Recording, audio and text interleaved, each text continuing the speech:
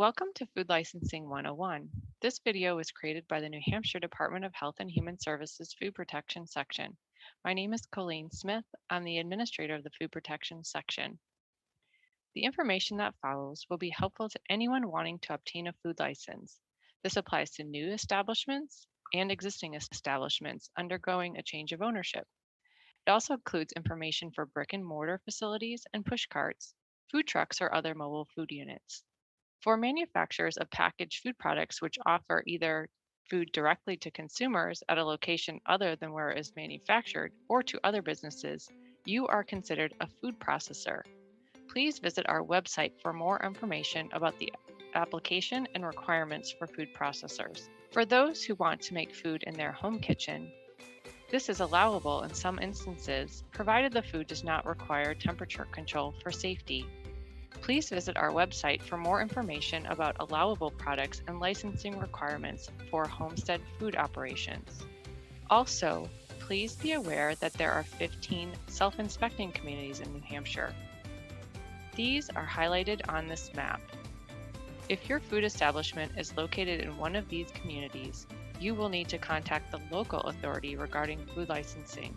A list of contacts for the self-inspecting cities and towns is available on our website. Finally, if you are only operating in conjunction with an occasional or temporary event, you may be exempt from a food license. Please contact the Food Protection Office for more information on these exemptions. For those wanting to obtain a food license who are not food processors, homestead food operations, or located in one of the 15 self-inspecting communities, this video will cover the following topics that will be helpful to you in obtaining your food license from the state of New Hampshire. We'll cover frequently asked questions in the licensing process, including the floor plan application, septic documentation, water requirements, licensing classes and submitting online applications, and the food licensing and inspection process.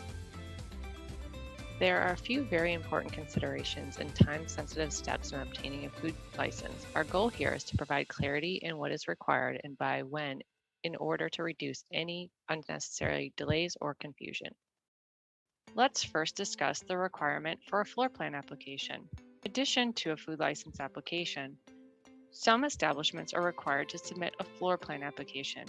This application should be submitted no less than 45 days before any construction is started.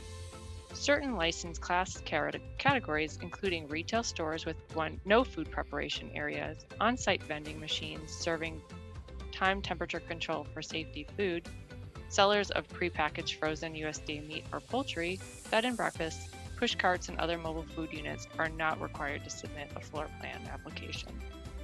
The floor plan application can be accessed on our website and submitted online or in a paper form via mail. Please note, the floor plan application and review process is for the purpose of approving the kitchen food operation layout and does not constitute compliance by any other state or local or town regulatory agency. The floor plan application approval letter is not a food license. A food service license application, in addition to this floor plan review, must be received, processed, and approved prior to a licensing inspection. The next topic we would like to review is septic documentation.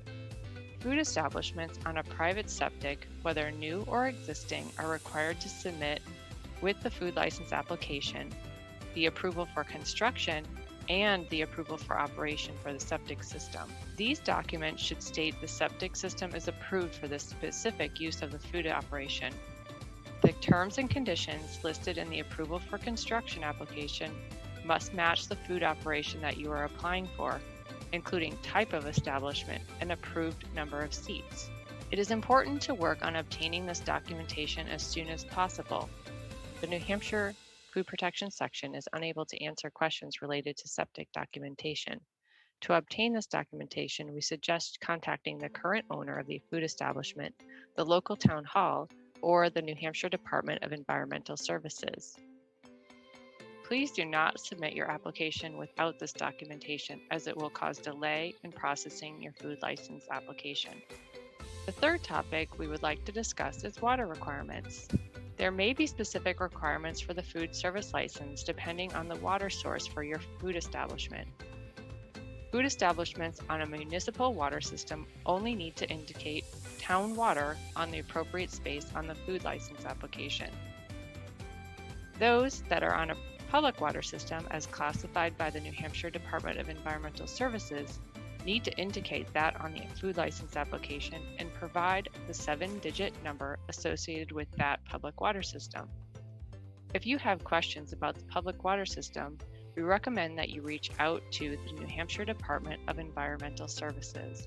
Those establishments on a private well need to provide water test results from an accredited lab dated within the last 6 months for bacteria, nitrates, and nitrites.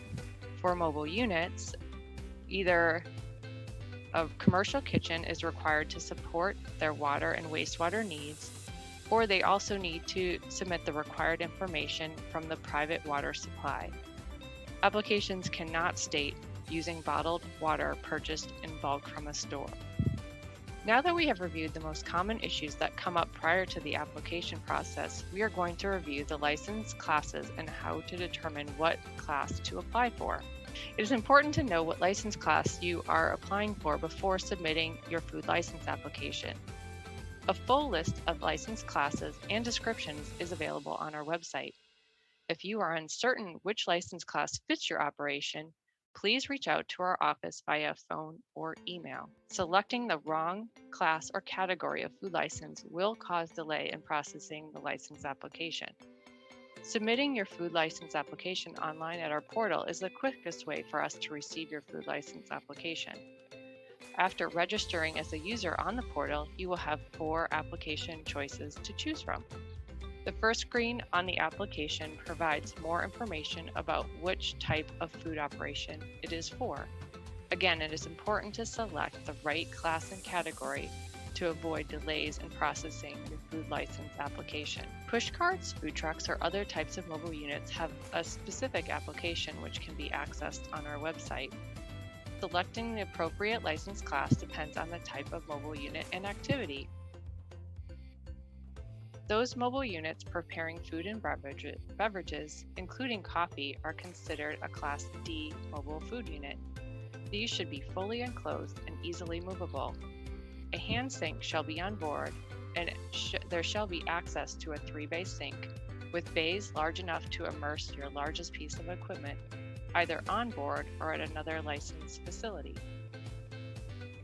A push cart is a non-self-propelled vehicle limited to serving non-time temperature control for safety foods, packaged time temperature controlled for safety foods maintained at proper temperatures, or limited to the preparation and serving of frankfurters. A mobile food unit such as an ice cream truck serving only pre-packaged ice cream would be considered a Class F other mobile food unit. Once you've gathered all the required information and completed the application online or on paper, it's time to submit the application. Whether submitting the application online or by paper application, please double check to make sure the application and information is correct, including the owner name and ownership type. Applications will be processed approximately 2 to 3 weeks after receipt. Once the application is processed, an email will be sent to the applicant with information to arrange a licensing inspection, including the contact information for your food inspector. Please contact the inspector 7 to 10 days prior to the proposed opening date of your food operation. All facilities require a provisional or pre-operational licensing inspection prior to operating the food establishment. What should you do to prepare for the provisional licensing inspection? Hot and cold running water should be turned on. All refrigeration should be turned on and at a temperature at 41 degrees or below. All building materials shall be removed and stored, and any requirements imposed by the town must be completed and approved prior to the pre-opening provisional licensing inspection. Your provisional licensing inspection serves as a license to operate. No certificate is printed at this time. Your provisional license inspection report serves as a license during the interim time. The provisional inspection report may be submitted to the New Hampshire Liquor Commission if seeking a liquor license. After you have received a provisional license, which is valid for 90 days, you should expect your food inspector to return for an unannounced inspection at some time during the 90-day provisional licensing period. If this unannounced inspection is satisfactory with no outstanding priority violations or construction violations, a final license will be issued. This license is valid for 1 year from the month the provisional license was issued, and renewal notices will be sent to you approximately 2 months before the food license expiration. Please be aware that certain food establishments will be required to have a certified food protection manager on staff. This requirement needs to be met before a final license can be issued. More information about the Certified Food Protection Manager requirement and training options is available on our website. We hope you have found these tips useful as you embarked on your new food service venture. We are here to help you if you have any questions along the way. Here are the ways to contact us.